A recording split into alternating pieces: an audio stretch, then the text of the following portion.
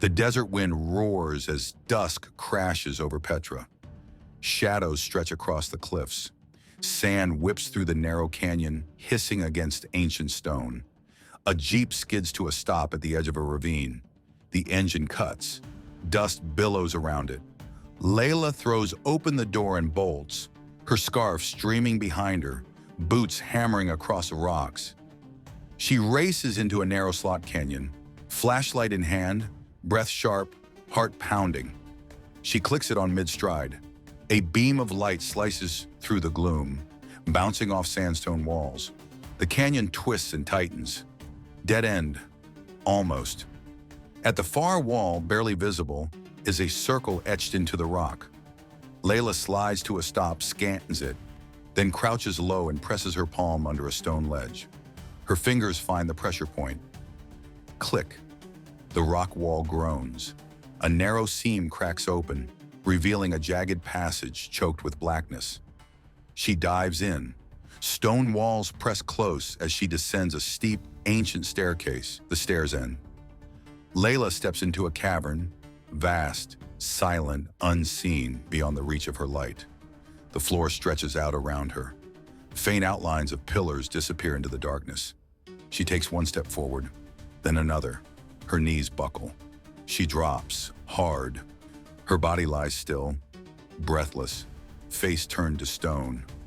The rock door closes behind her with a soft thud, and Petra swallows her whole.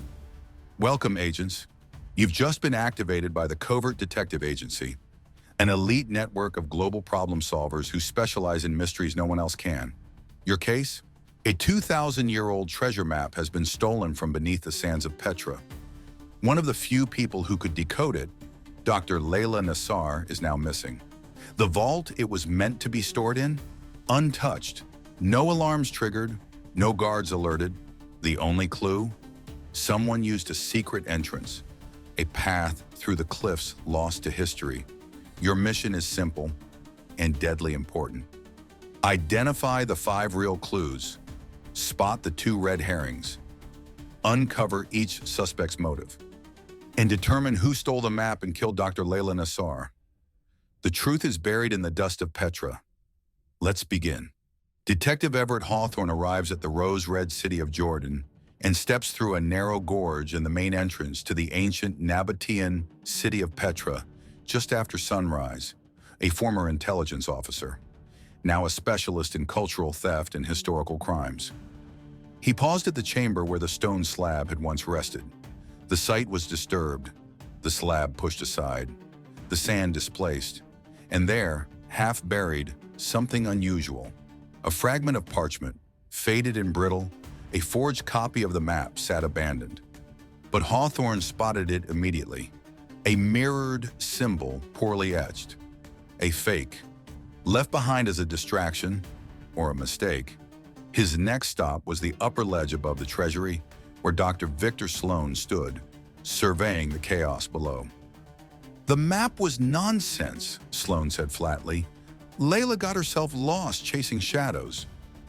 But Hawthorne had already heard about their argument the night before the theft. Victor was hiding something. But what? Descending back through the cliff trails, Hawthorne detoured along a narrow canyon. There he found something else. Just outside a hidden trail carved into the rock, a lone boot print pressed into the sand. Deep, directional, left by someone who knew exactly where to step. Someone familiar with Petra's secret geography. Inside a converted tomb chamber, now used as a field office, Elena Marquez tapped away on a tablet. You were near the vault at midnight, Hawthorne said, showing her the satellite logs. I was managing drone coverage, she replied coolly.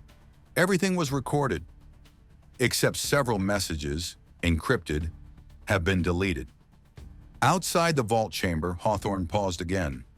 There, carved faintly into the sand, was a spiral symbol, Nabatean in origin, a symbol of warning, used historically to deter robbers from sacred spaces. But here its placement felt too perfect.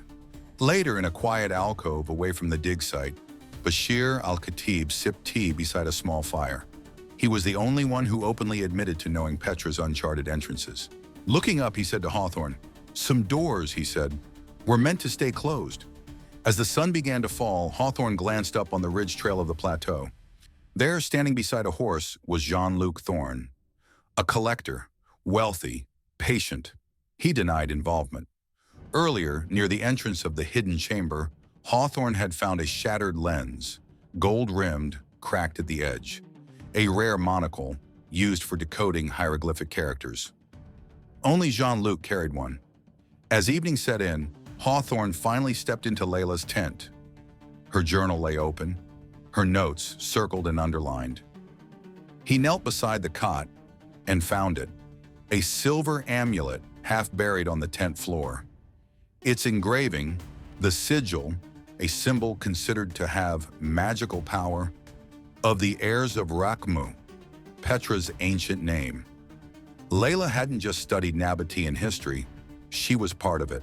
Only someone with her bloodline was said to be able to decrypt the map. And now, she was gone. As twilight fell over Petra, the suspects gathered at the open-air amphitheater, its stone seats glowing in the amber light. Everett Hawthorne stood at the center, the wind teasing the edge of his scarf. "Agents, you've followed the trail, you've heard the stories, you've uncovered every clue, but have you solved the mystery? Do you know who entered Petra's secret path? Who moved the stone? Who took the map? If you do, you're ready, but if not, we've prepared something for you." A song, a desert folk ballad passed in whispers, sung in the canyons, and carved in riddle. Inside are 5 clues, hidden truths, a final hint. Listen closely, because the stolen map of Petra is almost solved, and what you're about to hear may change everything. In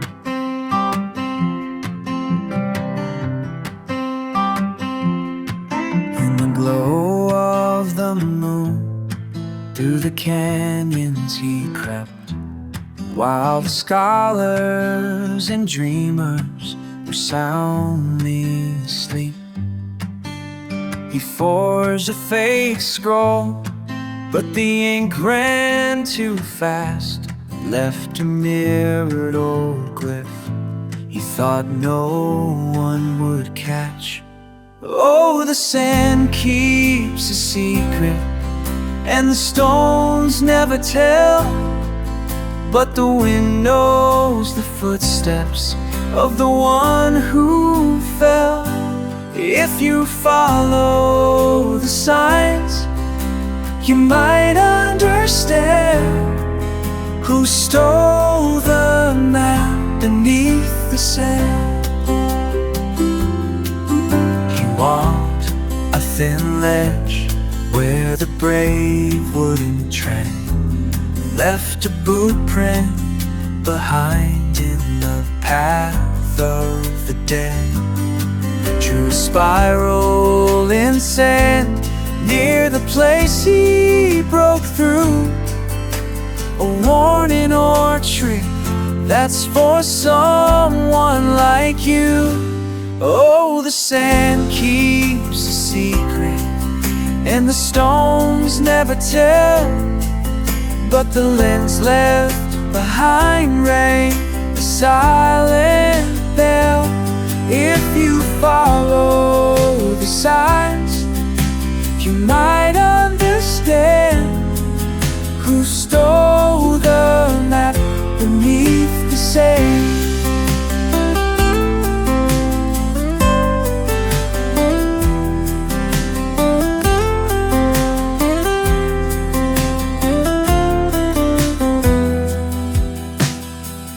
One had a heart with the city's old flame, a sigil she carried, a long-lost name.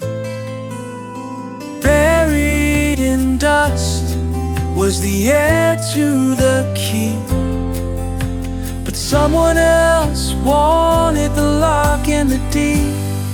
Now the scroll's gone quiet, and the cave's gone cold, but the truth glows faint where the story was told.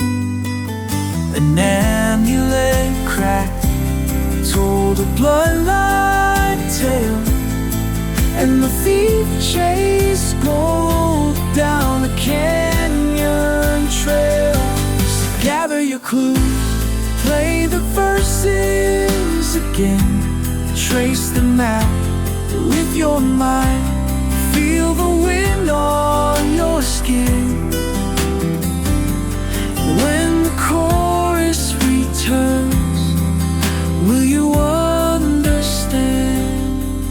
who stole the map beneath the sand?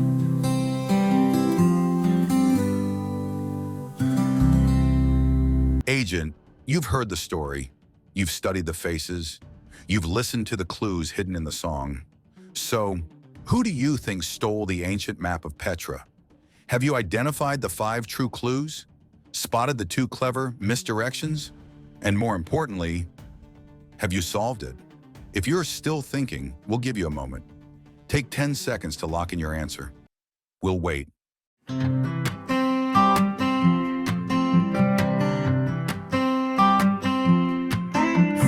We will now reveal the clues, red herrings, and whodunit. The first clue is the replica map fragment. A fake version of the map was found discarded near the slab chamber. The mirrored glyph on the forgery was an amateur mistake, one the real archaeologist would never make. This suggested the thief had limited knowledge of ancient symbols and was trying to delay or confuse anyone who might come after them. The second clue is the boot print in the remote canyon alcove. A single boot print was discovered near a narrow, almost forgotten ledge that bypasses Petra's main pass. This trail isn't on any official map, and only a few locals or seasoned explorers would know about it. The presence of that print revealed someone had used the hidden entrance, proving the theft was planned by someone with intimate knowledge of Petra's geography. The third clue is the sand pattern near the cave. Outside the cave where the stone slab once lay, a Nabatean warning spiral was drawn into the sand. These symbols were used historically to scare off tomb robbers. But this one had been drawn recently and deliberately, suggesting the thief wanted to frighten or stall the real archaeologist. It was a psychological misdirection, not an ancient relic. The fourth clue is the shattered lens. Fragment found near the cave's entrance was a piece of a gold-rimmed lens, custom-made for artifact decoding. Only one person on site, Sherlock Holmes, used that specific type of monocle. Its presence at the scene tied him directly to the moment of the theft, even though he claimed he walked away after Layla refused his offer. The fifth clue is the Nabatean amulet. Hidden beneath Layla's cot was a cracked silver amulet, engraved with the phrase, heirs of Rachma. It was the same symbol found beneath the stolen stone slab. This proved that Layla had a Nabatean bloodline, and likely knew how to activate or decode the ancient map. She wasn't just studying Petra, she was connected to its past. The first red herring is Victor Sloane's dismissive attitude and argument. Victor Sloane appears early in the story and is immediately suspicious. Victor seemed like the classic suspect with motive, discrediting Layla or jealousy, but he left no physical evidence and ultimately fades from the path of guilt. His attitude was bluster, not criminal. The second red herring is Elena Marquez's deleted drone logs. This is already lightly present in the story. The viewer suspects Elena because of the deleted data in her proximity to the chamber. But it turns out the deletions were just drone commands, a digital coincidence, not deception. The thief revealed Sherlock Holmes stole the map. He had both the motive and the means. He knew Layla possessed the lineage and ability to unlock the map's secrets, but she refused to sell them. When she discovered the map beneath the rock, she planned to reveal it to the world. Jean-Luc confronted her that night in the cave. There was a struggle. Layla never left Petra's cliffs alive. He took the scroll, used Bashir's forgotten trail to escape undetected, and fled toward the second canyon, where he believed the tomb waited in silence. If you are captivated by the twists and turns of investigations about mysteries, and you would like to view an extended confrontation between the detective from the Covert Detective Agency and Jean-Luc Thorne, we invite you to join the Covert Detective Agency community at www.thecovertdetective.com. Members gain exclusive access to the climatic confrontations, along with early access to all new videos posted on YouTube. Plus, you will receive more than 20 special member benefits. Go to www.thecovertdetective.com